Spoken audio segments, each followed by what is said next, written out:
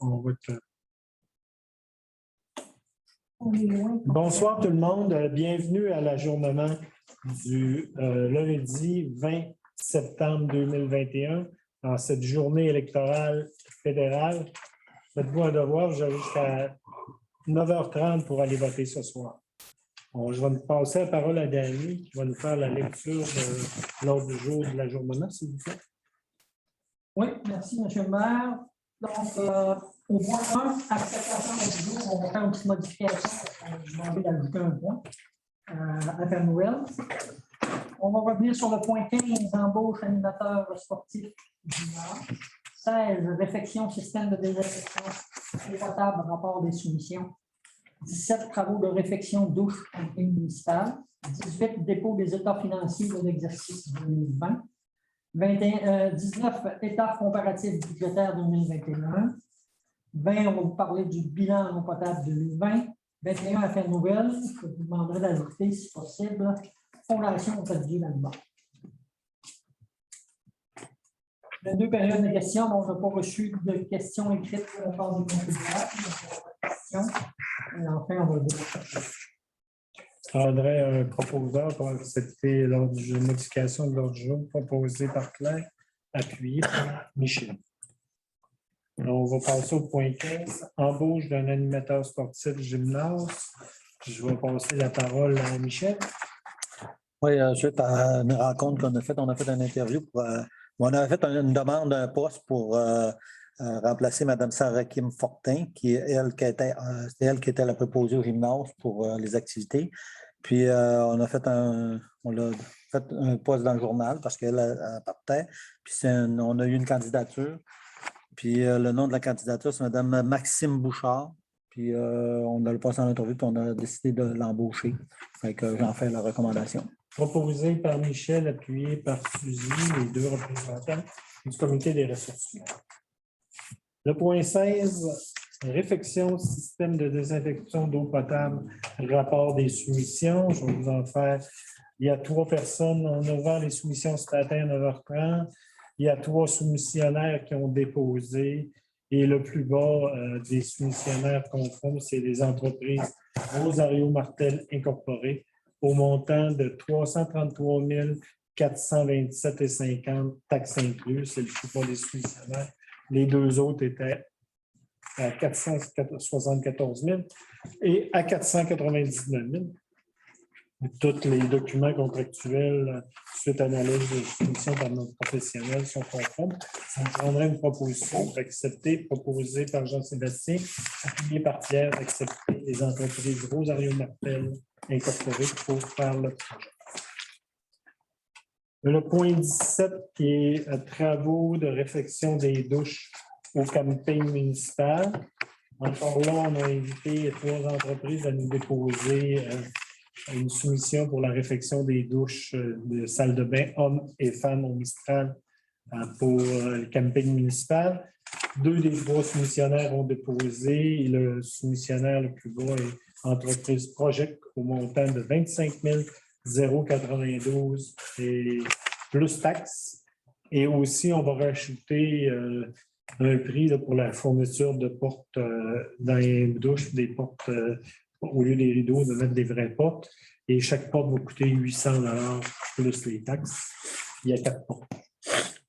Donc, ça me prendrait une proposition pour accepter la proposition proposée par Suzy, appuyée par Jean-Sébastien. Merci, Carl. Dany va valider avec lui rapidement. Ça va être surtout d'avoir la céramique. Ah ouais, au moins, on va être. Oh, ça va être très fou. Ça va, il y avait le temps de le faire présentement. OK. Bon. Alexandre les a rencontrés. Point 18, c'est le dépôt des états financiers de l'exercice 2020. Dany? Ce soir, le dépôt des états financiers et la présence de vérificateurs externes de la municipalité. Juste informer les citoyens et le conseil que malheureusement, la firme Mallette et nos vérificateurs externes ont subi une attaque informatique. Donc, je sais qu'à l'attaque informatique qu'ils ont eue, ça a bousculé pas mal leur affaire. Ils sont encore bien bousculés par ça. Ils ont été obligés d'être en arrêt de travail. Les ordinateurs ont été saisis, ont été partis. Donc, le problème n'est pas tout à fait réglé encore. Ça cause certains inconvénients. Ça va causer des inconvénients à beaucoup de leurs clients, dont nous, la municipalité. Et un des principaux désavantages, en tout cas, un des principaux inconvénients, c'est que malheureusement, ce soir, on n'est pas prêt à déposer les états financiers, le rapport financier tel qu'il avait été prévu. Le travail final de Manette, il est peut-être fini à 95 %. Le travail de vérification, la vérification, c'est fait sur les lieux, tout a été fait. Il reste le travail final on va dire de confirmation de la vérification par le superviseur. Il est tout à fait complété également, de faire compléter les états financiers officiels sous la forme que le ministère des Affaires municipales exige. Alors, malheureusement, ce soir, on ne peut pas déposer les états financiers. On espère qu'en octobre, le problème va être réglé. C'est une question de jour. Ils ont été obligés de venir en personne ici pour faire. Ils les ont fait. Ils viennent toujours quand même faire la vérification. Ils sont à peu près à 4 jours ici, dans une équipe de 3 pour faire tout ça. Mais après ça, c'est le superviseur qui est, dans le fond, monsieur Desmeules, qui est le vérificateur officiel là, pour la municipalité. C'est lui qui fait la vérification du travail de ces gens qui viennent ici, de ses collègues. C'est lui qui fait le montage des états financiers et la présentation. Donc là, il était en train de faire ça pour nous. Et c'était prévu que ce soir, c'était déposé. Ça, c'est arrivé il y a à peu près 3 semaines. On devrait avoir ça au début d'octobre, normalement, pour le Ben, conseil. Ben, je peux pas. On ne peut pas être sûr, mais ça devrait. Ça devrait. J'y ai parlé aujourd'hui, ce matin. En espérant. Il y avait bon espoir qu'en octobre, ça serait Ça ne dépend pas de nous autres, ça dépend des autres. C'est à peu près ça. Ce délai-là, actuellement, oui. OK. OK, c'est bon. On va attendre le rapport officiel de notre firme de comptable. Le point 19, c'est état comparatif budgétaire 2021. Oui, donc, à cette stade-ci, à cette période-ci de l'année, il faut déposer l'obligation de déposer 2 rapports devant le conseil, donc des rapports d'avancement au niveau budgétaire pour venir en compte. Donc, je vous dépose un état des activités financières de fonctionnement qui est pour la période se terminant en septembre. Le mois de septembre n'est pas fini, mais tout ce qui est comptabilisé en date de ce jour est entré. Vous avez l'autre rapport, dans le fond, qui est des activités d'investissement, c'est-à-dire que les dépenses d'immobilisation et le financement des immobilisations à date, encore là, en date d'aujourd'hui. Donc, je vous résume un petit peu actuellement la situation. Donc, au niveau des revenus, depuis le début de l'année, on s'en va à la page 6 du formulaire informatique. On voit qu'actuellement, on a 3 297 837,46 $, de revenus de comptabiliser. Sur un budget de 4 049 000. Donc, il y a 98,7 % des revenus qui sont comptabilisés, qui sont entrés au 30 septembre. Pour les dépenses, ben là, vous avez toute la catégorie des dépenses par fonction, par activité, de toutes les bases, donc l'administration générale, la sécurité publique, le transport, la sécurité incendie, le loisir, l'urbanisme, le développement. Le total des dépenses à date comptabilisées. Toujours à cette date d'aujourd'hui encore. On va comptabiliser les dépenses de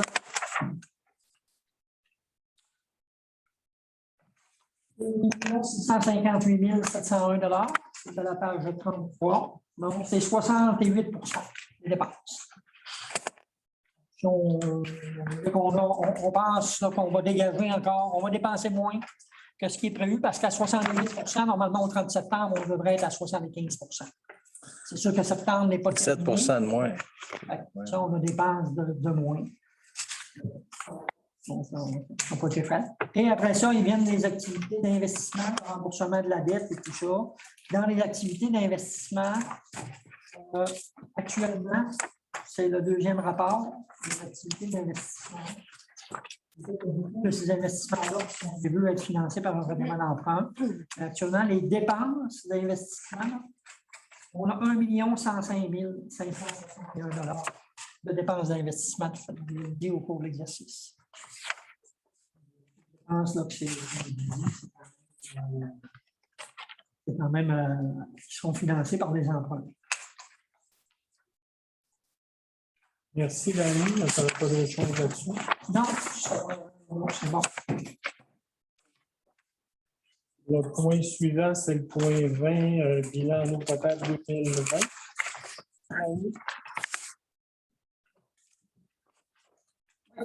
Donc, normalement, pour le 1er septembre, on devait déposer au ministère de l'État municipal toutes les données permettant de produire le bilan en eau potable de la municipalité pour l'année 2020. Donc, on a tout déposé nos informations. Cependant, habituellement, le ministère produit ce qu'il appelle le bilan en eau potable et il y a un document, comme je l'avais fait l'an passé, que je suis obligé de déposer devant le conseil municipal qui représente le bilan en eau potable. L'information qu'on a eue du ministère actuellement, c'est qu'ils ne pourront pas produire le bilan d'eau potable de l'année 2020 de la municipalité parce qu'il y a deux obligations, pas parce qu'il y a des informations manquantes, c'est parce qu'il y a deux obligations qui avaient été demandées à la municipalité lors du bilan 2020 et qui n'ont pas été réalisées encore. Entre autres, il faut faire un contrôle actif des fuites sur l'équivalent de 200% qui devait être fait avant le 1er septembre 2021. Ça n'a pas été réalisé.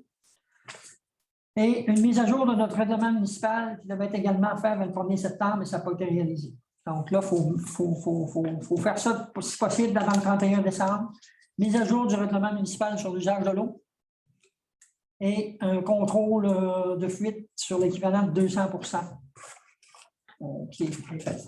Donc, on va peut-être dans les prochains jours ou les prochaines semaines essayer d'accélérer la cadence, surtout au niveau peut-être d'un contrat pour la recherche de fuite, parce que pour le règlement en eau potable comme tel, les modèles qui sont soumis par Réseau Environnement et par le ministère nous ont été soumis. C'est juste de vérifier ces modèles-là, voir s'il y a des choses particulières, mais normalement, c'est ces modèles-là qu'il faut adopter.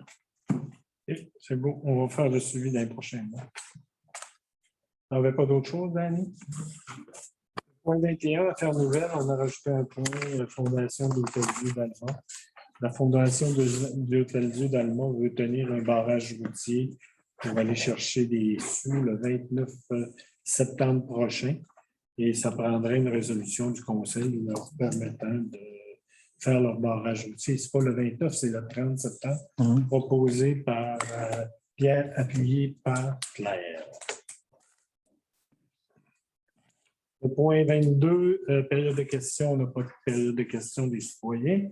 Je vais toujours dire la même chose. Si vous avez des questions des citoyens, tant qu'on est non en présentiel, mais en vidéoconférence, on vous demande de nous faire parvenir vos questions. Vous pouvez les faire parvenir directement à Edith. Vous pouvez venir voir Edith à la réception. Elle va prendre vos questions par courriel ou bien gênez-vous pas, venez ou appelez-nous. Ça va nous faire plaisir de poser votre question. Le point 23, c'est levé de l'Assemblée. Ça me prendra une proposition proposée par Claire. Merci tout le monde et n'oubliez pas d'aller voter. Très important de faire son droit de vote.